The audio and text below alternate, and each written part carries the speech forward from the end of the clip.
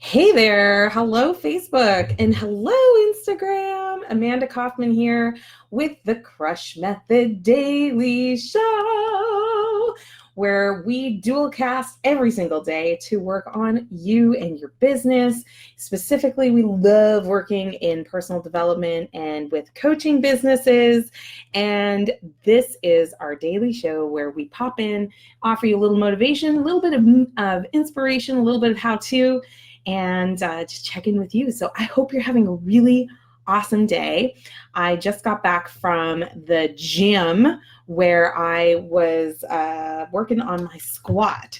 So I'm very happy to report that my trainer said that as of about 2 months ago, he would say that I was scoring about 40% on my squat. He wasn't happy with it, didn't like what was happening with that squat.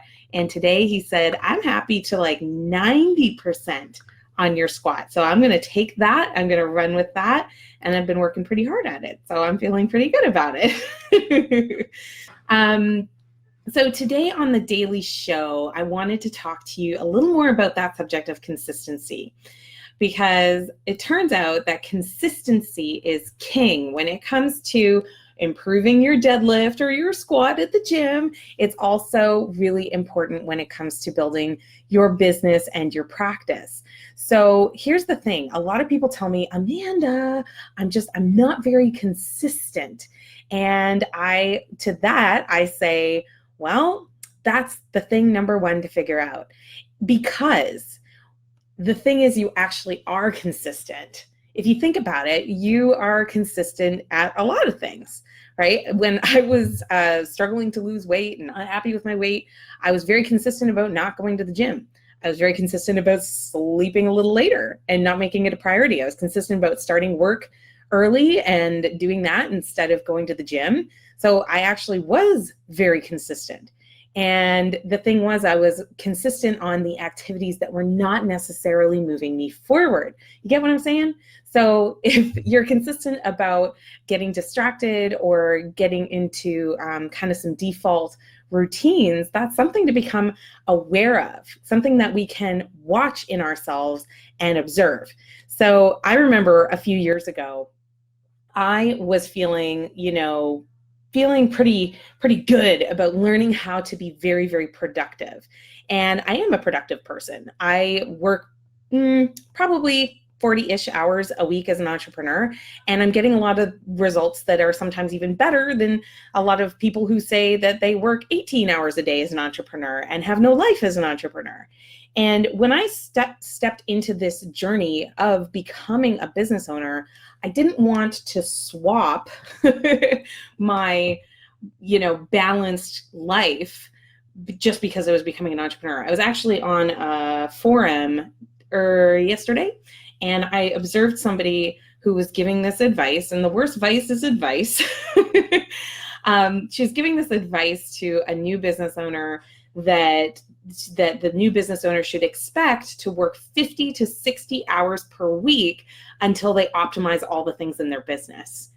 And I didn't get into it because I'm not really into like conflict. Maybe I would do better with my social media if I was into conflict, but I have to respectfully disagree. So I'm going to come on my own show and I'm going to challenge that idea that you need to work 50 to 60 hours a week in order to get really great results. Because here's the thing, the precedent that you set now in your life is going to be where you're going to have that consistency muscle built.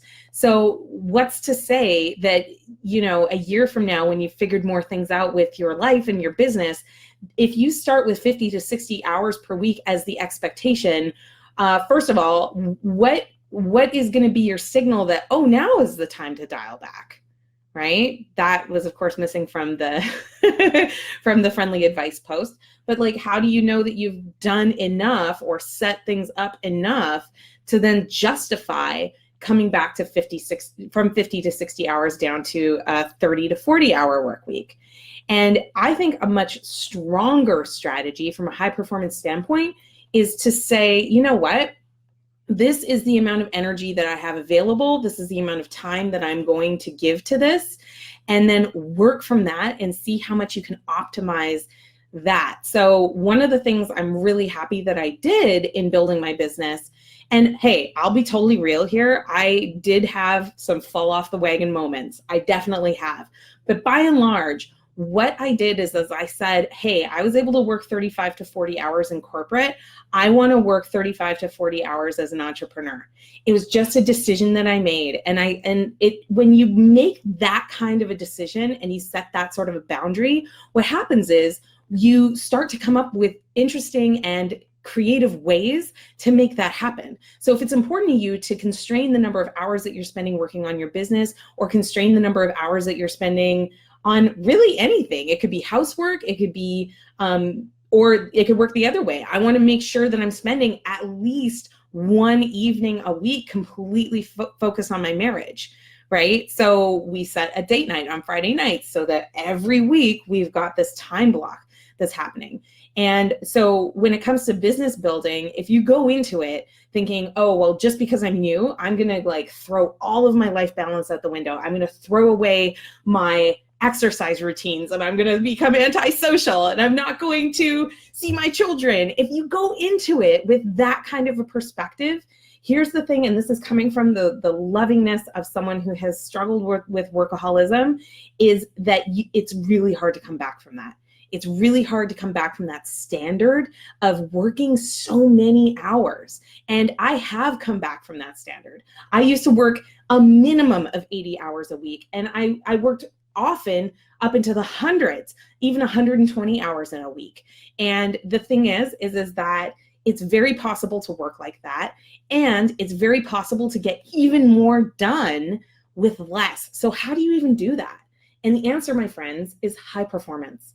It's starting to have this self-awareness around, where are you spending your time? What is actually important to you in terms of the results? And giving yourself permission to release yourself from this ideal person trap.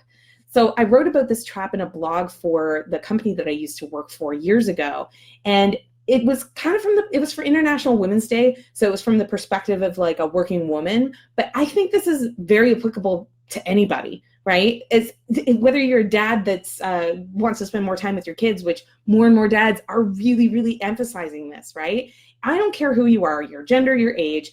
If you are living your life according to the standards that you think you're supposed to be keeping up with, the odds are you could be falling into this ideal person trap. And so the ideal person trap is kind of this notion that you've got to be perfect at all the things and 100% available all the time to everybody. And so for me, this manifested as taking on work projects that just frankly didn't need to be done. Or, here was a really good one in the workplace. I found myself volunteering to do all the social stuff, all of the personal development stuff, all of the team building stuff. Meanwhile, a lot of my male colleagues really didn't volunteer to do those kinds of things. And I was doing it because I just wanted to see those things happen. I take a lot of personal responsibility for making things happen. But the truth is that a lot of those activities just really weren't appreciated. And it didn't help my balance to constantly be adding and adding and adding things just because I wanted to take personal responsibility to make sure that they happened. The other ideal is like if you feel like you need to have a perfect house and you need to have a perfect set of laundry done and your carpet's completely vacuumed 100% of the time. Hey, look, I'm all for getting rid of allergens in your house, totally.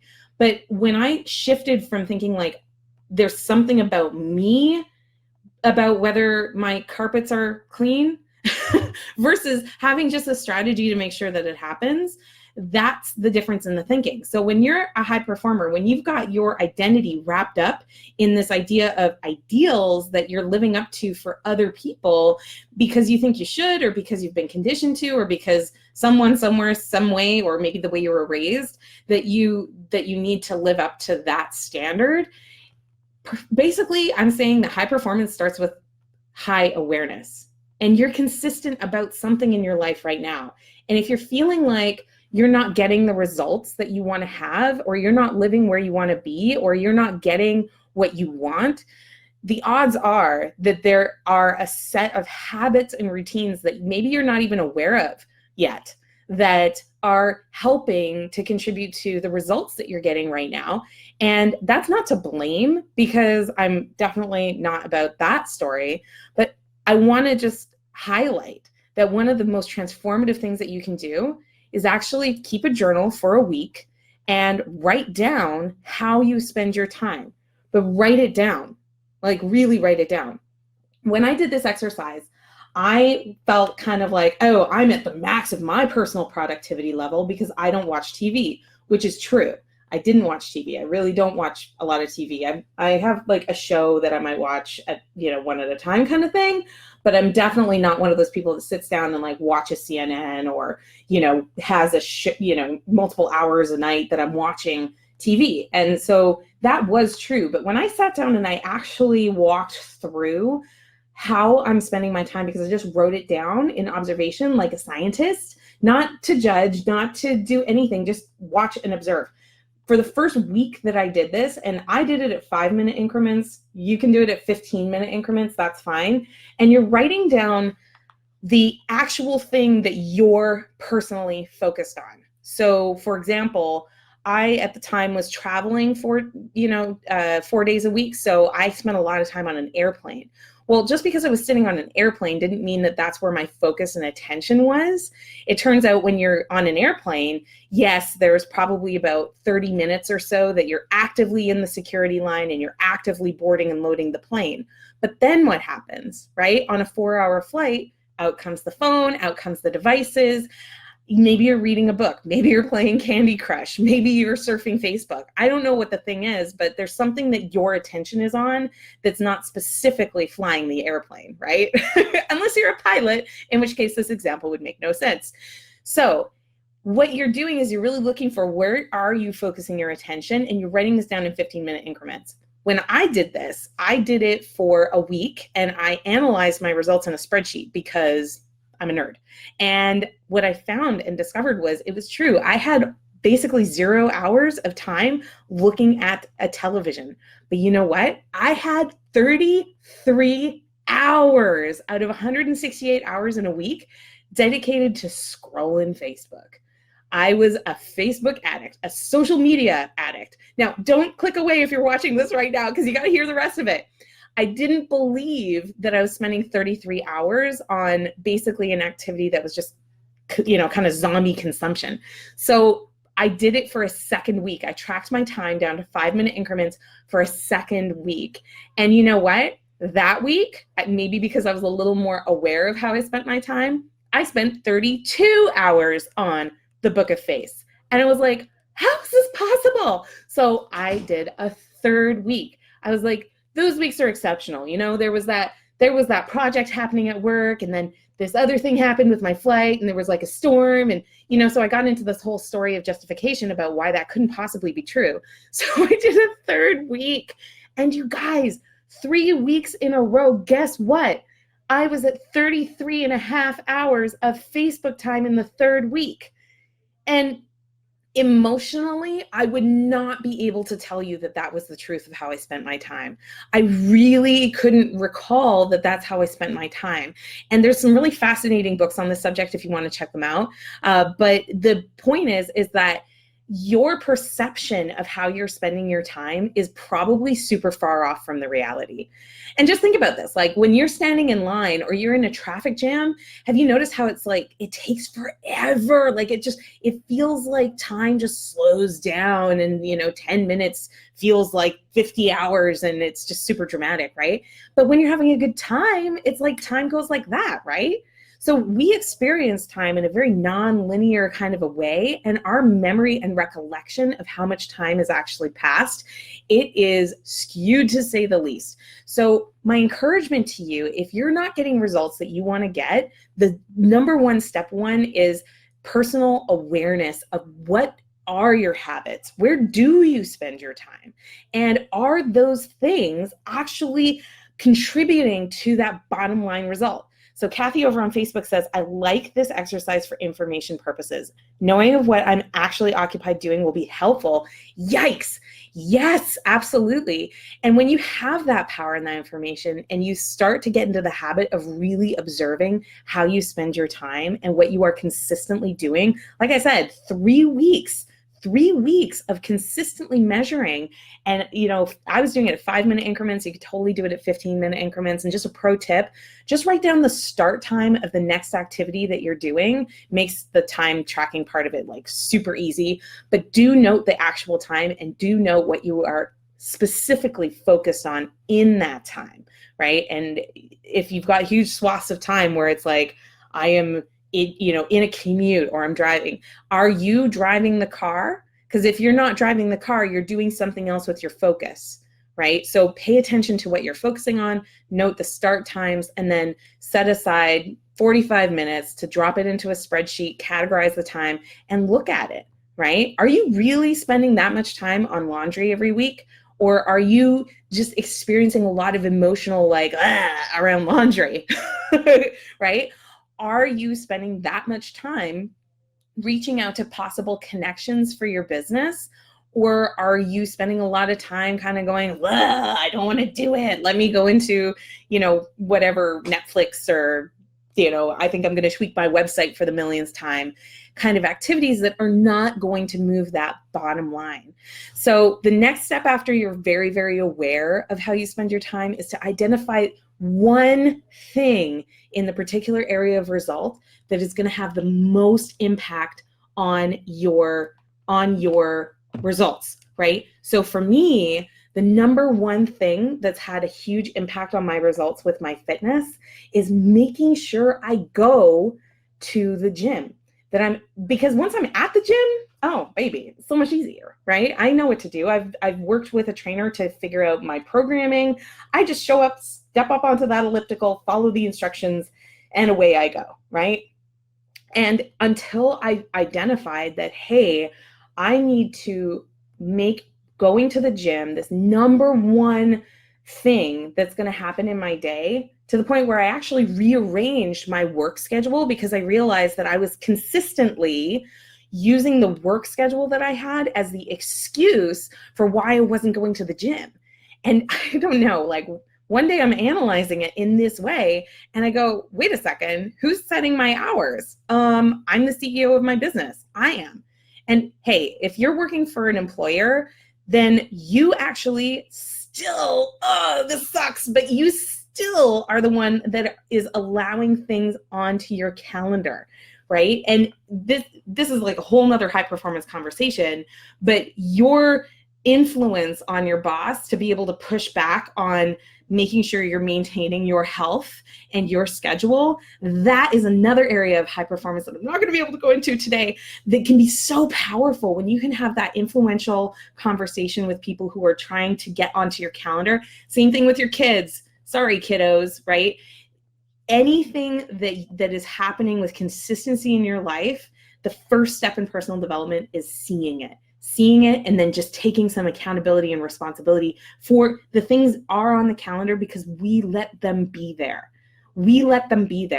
And so if we can realize that, then we also get this beautiful power to put new things on the calendar and to discover a new way to actually make it happen and get some really kick-ass results.